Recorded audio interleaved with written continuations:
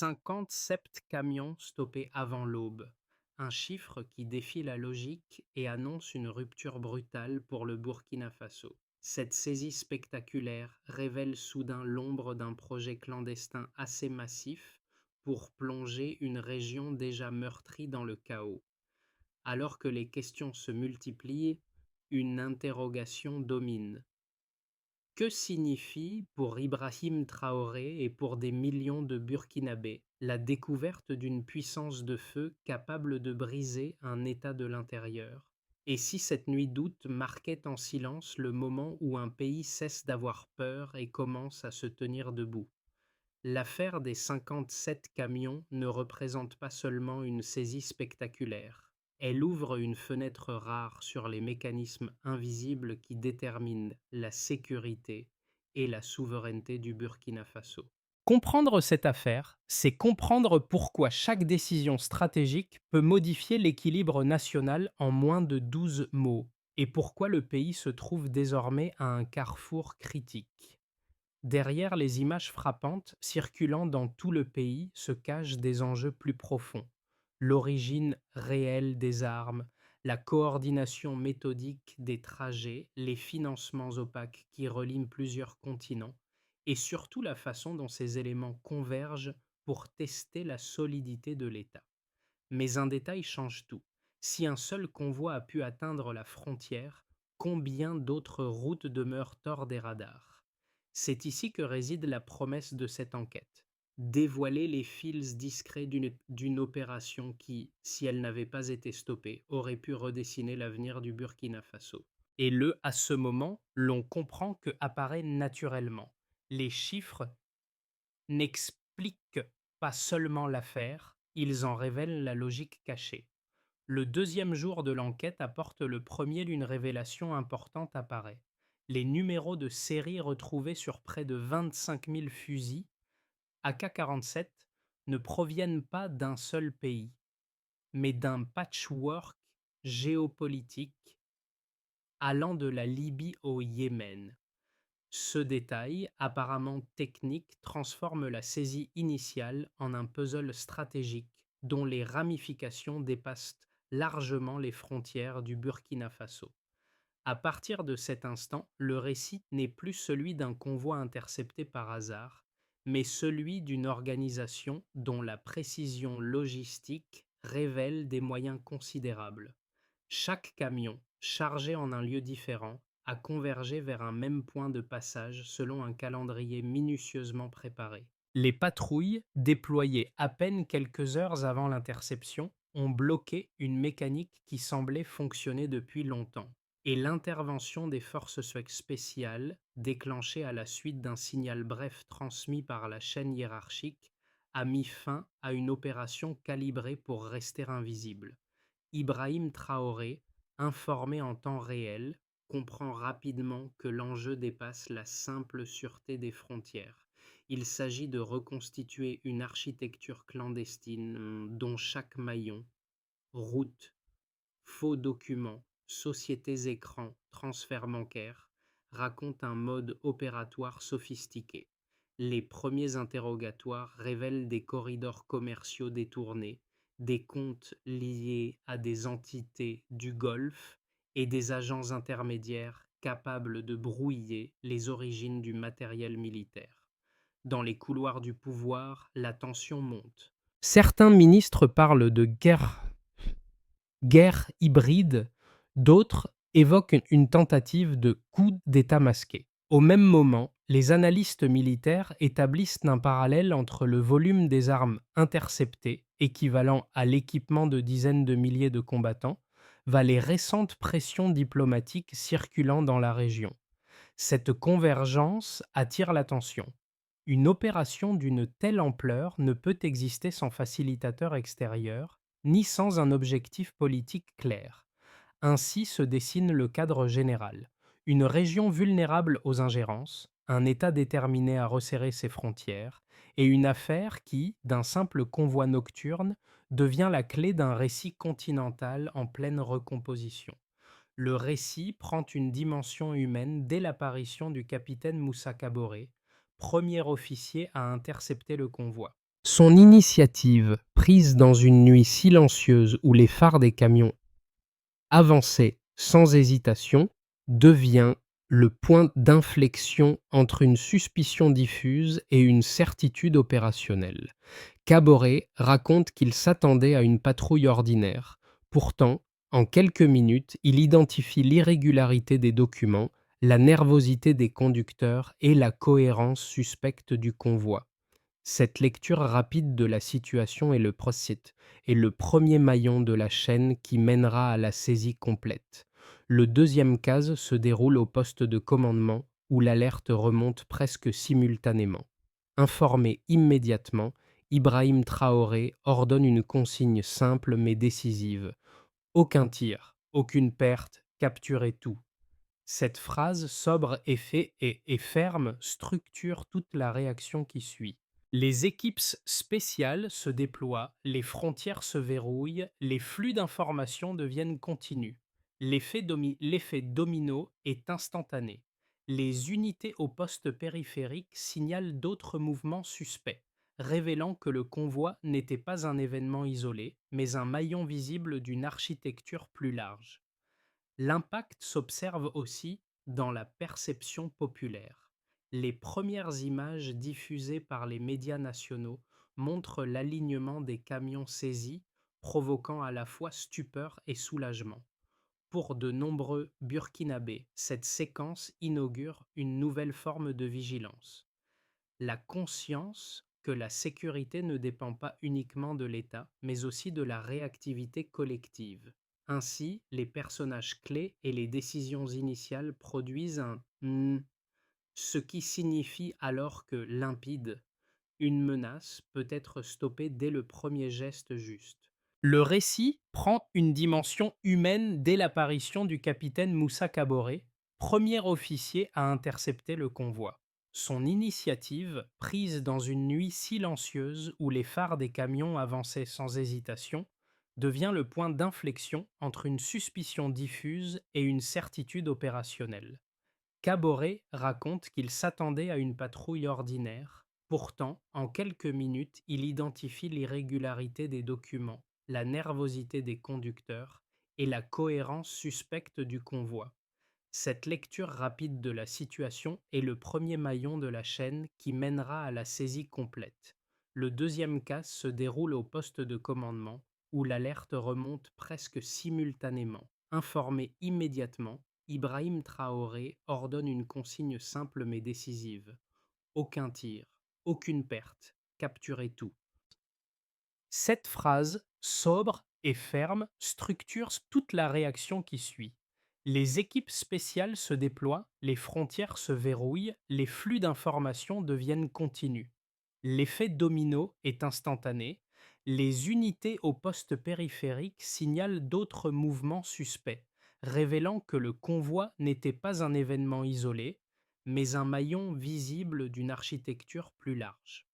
L'impact s'observe aussi dans la perception populaire. Les premières images diffusées par les médias nationaux montrent l'alignement des camions saisis, provoquant à la fois stupeur et soulagement. Pour de nombreux Burkinabés, cette séquence inaugure une nouvelle forme de vigilance.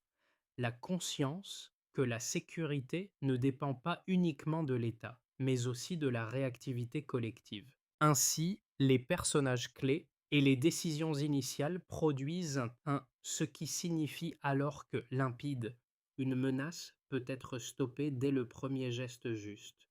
L'enchaînement commence au moment exact où la patrouille de Caboret signale l'irrégularité du convoi. Le déclencheur est simple, des documents incohérents, des trajets qui ne correspondent à aucune route commerciale et des conducteurs formés à éviter le contact. La chaîne s'active. Le poste de commandement reçoit l'alerte. Les premières unités convergent.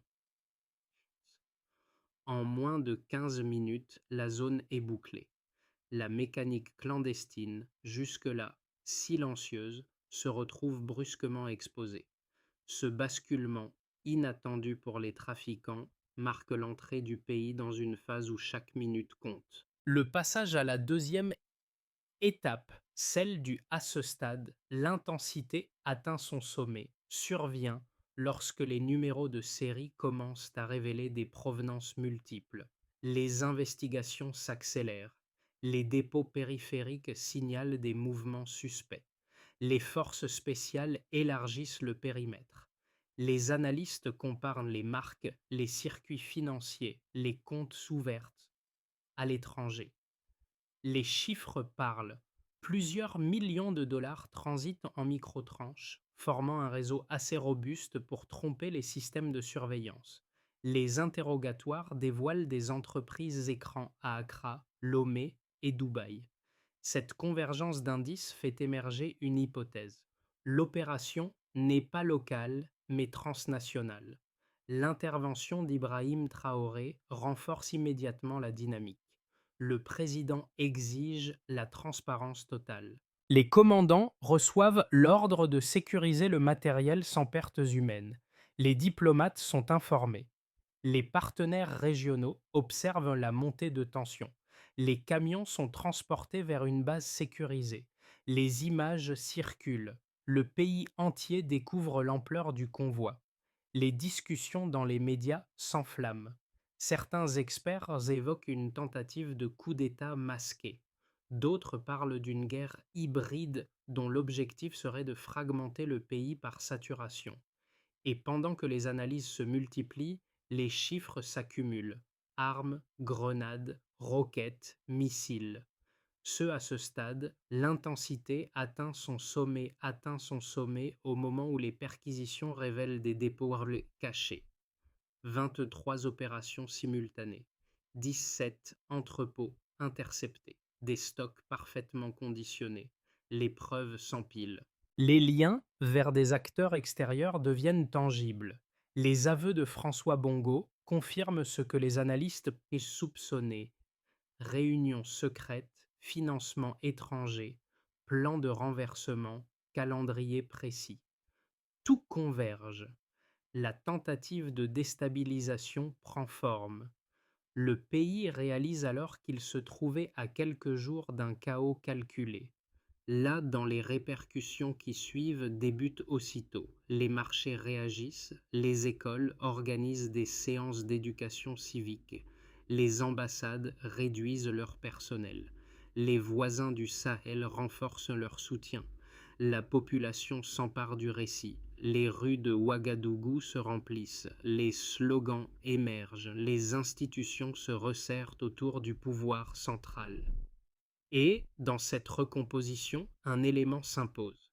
La menace avait été stoppée avant qu'elle ne se matérialise. Le pays se découvre non seulement vulnérable, mais capable de résilience. C'est ici que s'inscrit l'effet prolongé. La crise cesse d'être un événement pour devenir un tournant. Les décisions prises dans ces heures brûlantes redéfinissent la manière dont l'État se perçoit. Et le rôle d'Ibrahim Traoré devient le fil conducteur d'une séquence où l'urgence, la rapidité et la lucidité transforment une attaque latente en affirmation de souveraineté. Les premiers chiffres consolidés par l'équipe d'enquête bouleversent la perception initiale de l'affaire. Ils donnent une structure, une densité et une logique à ce qui, pendant quelques heures, n'avait été qu'un convoi suspect stoppé à la frontière. Le premier nombre clé concerne les 57 camions saisis. Chacun transporte des caisses soigneusement conditionnées. Les inspecteurs constatent une homogénéité frappante. Même volume, même code, même conditionnement. Ce nombre, lorsqu'il est replacé dans la dynamique régionale, révèle une intention claire. Il traduit une tentative de submersion du territoire par saturation matérielle contrôlée. Le deuxième chiffre relève d'une analyse médico-légale. 68% des fusils proviennent de stocks libyens issus de la guerre civile. L'équipe note que les marquages et les usures correspondent aux transferts massifs observés dans la région sahélienne. Ce pourcentage, bien que brutal, éclaire la dimension internationale du dossier. Il indique que le réseau exploitait les résidus d'un conflit externe pour alimenter une tentative de déstabilisation interne. Le troisième nombre, enfin, est d'ordre financier. 1,3 milliard de dollars ont transité par 40 et un compte bancaire réparti sur 7 juridictions. Les experts soulignent la fragmentation des flux, toujours en tranche inférieure au seuil de détection automatique. Ce montant, une fois corrélé avec les routes du convoi, offre une lecture plus complète. Il montre à quel point la mécanique financière soutenait une stratégie de discrétion maximale. Autour de ces trois chiffres pivote toute l'interprétation du scandale. Ils ne décrivent pas seulement l'ampleur matérielle, mais la méthode. L'organisation derrière l'opération ne misait pas sur la vitesse ou le volume, mais sur la répétition, la segmentation et la précision. Chaque camion illustre un segment. Chaque flux bancaire traduit une étape. Chaque provenance géopolitiquement sensible signale un complice extérieur. Les analystes observent que ces données, mises en parallèle, ressemblent davantage à un plan militaire qu'à un trafic opportuniste. C'est dans ce cadre que l'intervention d'Ibrahim Traoré prend une portée décisive. En exigeant la transparence totale et la consolidation rapide des chiffres, il impose une lecture structurée du dossier. Les équipes doivent savoir documenter, cartographier, expliciter. Cette méthodologie transforme un scandale militaire en matrice d'analyse. La population voit apparaître pour la première fois non seulement les caisses, mais les pourcentages, les circuits financiers, les routes. L'affaire cesse d'être un événement opaque, elle devient une démonstration. Les implications se précisent ensuite. Les services de renseignement croisent les données avec les archives régionales. Les voisins sahéliens identifient des schémas similaires. Les experts internationaux reconnaissent les marqueurs d'une opération sponsorisée depuis l'étranger. Et dans cette lecture multilocale, un élément domine. La tentative n'était pas une rupture soudaine, mais l'aboutissement d'une mécanique de longue durée. Ainsi, la force des preuves ne réside pas dans leur volume, mais dans la cohérence qu'elles imposent. Les chiffres racontent la même histoire sous trois angles différents: territorial, militaire, financier. Et cette convergence, plus que tout discours, scelle la compréhension d'un projet de déstabilisation évité de peu. Deux lectures opposées émergent dès les premières analyses publiques, chacune portée par des acteurs différents et chacune dotée d'une cohérence interne qu'il faut examiner avant toute conclusion. Le premier argument avancé par certains observateurs sceptiques affirme que l'affaire pourrait être amplifiée par le pouvoir. Selon eux, les chiffres paraissent colossaux. 57 camions, des dizaines de milliers d'armes, plus d'1 milliard de dollars en transferts, au point de dépasser les capacités logistiques d'un réseau criminel ordinaire. Ils soutiennent que, dans un contexte de tension politique, un gouvernement peut être tenté de fortifier sa légitimité en présentant une menace plus large qu'elle ne l'est réellement. Cette position insiste sur l'absence de vérification indépendante au moment initial, ainsi que sur la rapidité avec laquelle la communication officielle a cadré l'événement. Le second argument opposé s'appuie sur la cohérence interne des données recueillies. Les analyses balistiques, les numéros de série et les transferts financiers présentent des correspondances qui rendent peu probable une exagération volontaire. Les entrepôts perquisitionnés, les aveux de François Bongo, les comptes fragmentés dans 7 juridictions, les provenances multiples documentées par les équipes médico-légales, autant d'éléments difficilement fabriqués sans laisser de contradiction. Les observateurs régionaux, notamment ceux du Niger et du Tchad, ont d'ailleurs confirmé la substance des chiffres, soulignant qu'une telle opération correspond aux schémas utilisés par des acteurs cherchant à déstabiliser plusieurs États simultanément. Là, dans l'examen approfondi des arguments apparaît lorsqu'on confronte les deux lectures. Le scepticisme politique repose sur des hypothèses, mais il ne dispose pas de données contraires. L'hypothèse de manipulation ne peut expliquer ni la coordination des routes, ni la diversité des armements, ni la synchronisation des flux d'argent. À l'inverse, les preuves issues de l'enquête ne prétendent pas répondre à toutes les questions, mais elles forment un ensemble logique, vérifiable et compatible avec les précédents régionaux. Ainsi, en intégrant les deux positions pour mieux les tester, l'interprétation la plus solide reste celle d'une opération réelle, structurée et largement transnationale. Une opération dont les premières failles ont été révélées précisément parce qu'elle avait atteint un stade avancé. Cette phrase prononcée par Ibrahim Traoré lors d'une conférence de presse bouleverse toute la lecture de l'affaire. Jusque-là, le public voyait un convoi massif, une architecture financière opaque, un réseau transnational. Mais cette révélation introduit un élément radicalement différent.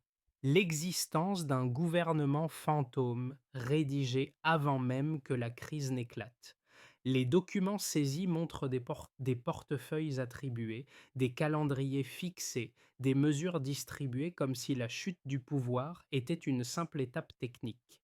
Ce pivot transforme l'enquête en affrontement narratif.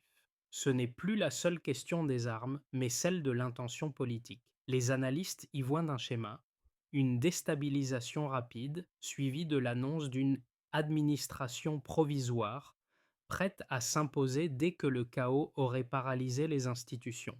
Ce point-milieu révèle aussi la dimension psychologique de la crise. Le pays ne se défend plus seulement contre un trafic, mais contre une vision alternative de son avenir.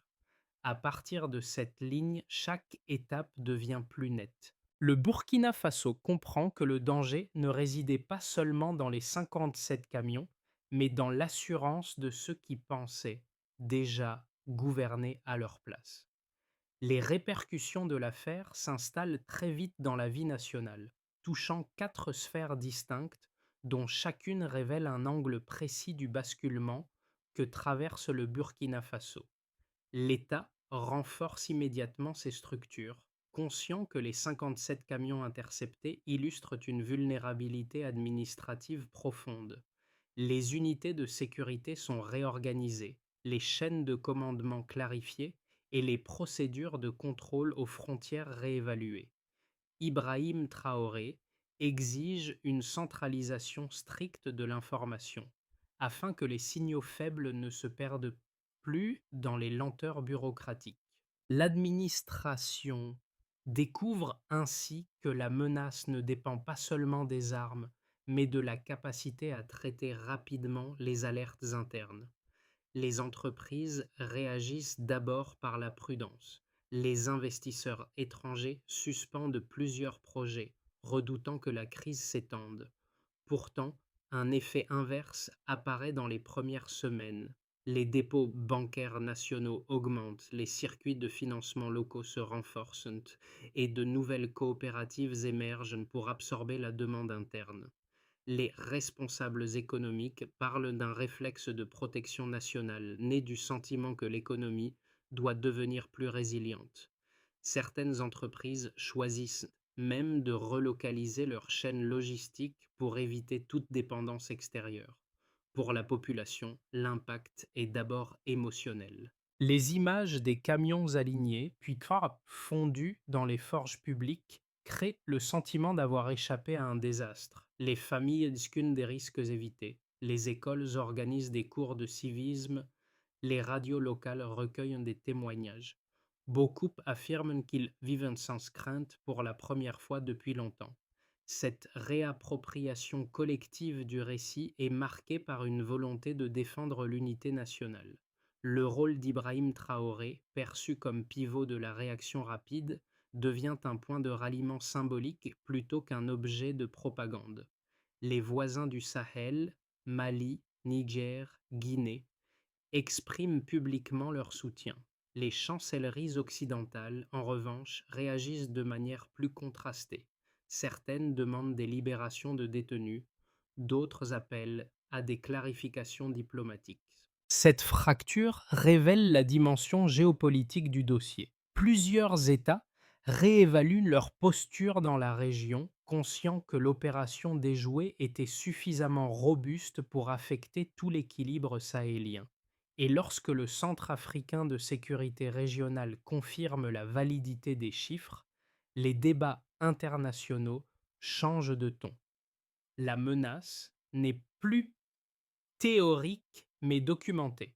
Les projections établies par les analystes burkinabés dessinent trois trajectoires possibles pour les 12 prochains mois, chacune dépendant du degré de pression extérieure, de la cohésion interne et de la capacité de l'État à consolider les réformes déclenchées après la saisie des 57 camions. Cette grille de lecture, structurée autour d'un scénario de base, d'un scénario optimiste et d'un scénario critique, permet de visualiser les marges d'évolution du pays au moment où la stabilité devient un enjeu stratégique.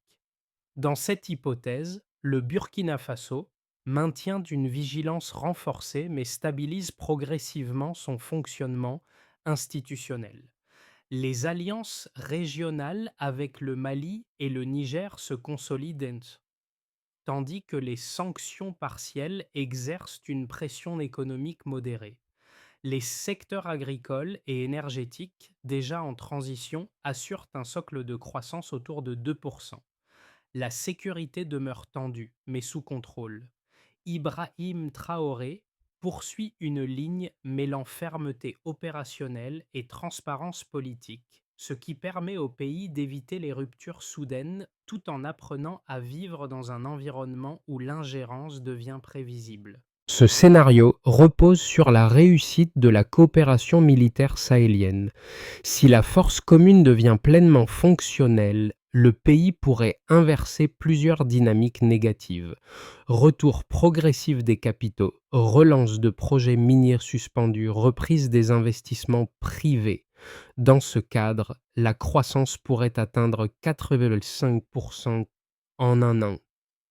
Les analystes estiment que la stabilité institutionnelle, combinée à l'effet de mobilisation nationale observé après la crise, permettrait au gouvernement de transformer la victoire sécuritaire en dividende civique durable. La confiance intérieure deviendrait alors un moteur économique à part entière, dans l'hypothèse où les pressions extérieures s'intensifieraient. Embargo, campagne de désinformation ou sabotage économique, le pays pourrait connaître une contraction rapide. Les coûts d'importation grimperaient jusqu'à 40%, les recettes de l'or chuteraient et la dette publique deviendrait difficile à soutenir. Les institutions seraient contraintes de basculer dans la gestion d'urgence. Plusieurs chancelleries pourraient exploiter la situation pour imposer leur ligne diplomatique. Dans ce cas, la capacité de résilience nationale serait mise à rude épreuve. Les experts concluent que la meilleure défense n'est pas d'anticiper un unique scénario, mais de préparer simultanément la transparence financière, la numérisation douanière et les partenariats non alignés. Une stratégie que résume Ibrahim Traoré en une formule: prévoir large, agir précis. Dans les jours qui suivent la révélation du complot, la crise s'enracine dans la vie quotidienne des Burkinabés, produisant trois formes d'impact qui résonnent différemment selon les expériences de chacun. Le récit n'est plus seulement national, il devient personnel, intime, parfois transformateur. Pour ceux qui vivaient depuis des années avec l'impression d'un pays au bord de la rupture, la saisie des 57 camions agit comme un choc libérateur. Les conversations se déplacent de l'angoisse à la vigilance. Beaucoup disent qu'ils respirent mieux, non parce que la menace a disparu, mais parce qu'elle a été nommée, quantifiée, encadrée. Les mots d'Ibrahim Traoré, fermes mais sans triomphalisme, rassurent en donnant un cadre, un horizon et une méthode. Une partie de la population, marquée par des années d'instabilité politique et de discours contradictoires, observait l'événement avec prudence. Les doutes persistent parfois, mais la démonstration matérielle change la donne. Camions alignés, armes cataloguées, chiffre vérifié par plusieurs observateurs régionaux. Pour ces citoyens, la clarté des preuves crée un point d'ancrage. Ils n'adhèrent pas tous au récit officiel, mais ils reconnaissent que l'affaire repose sur des éléments concrets, non sur des spéculations. Dans les quartiers populaires comme dans les institutions civiles, un désir d'engagement apparaît.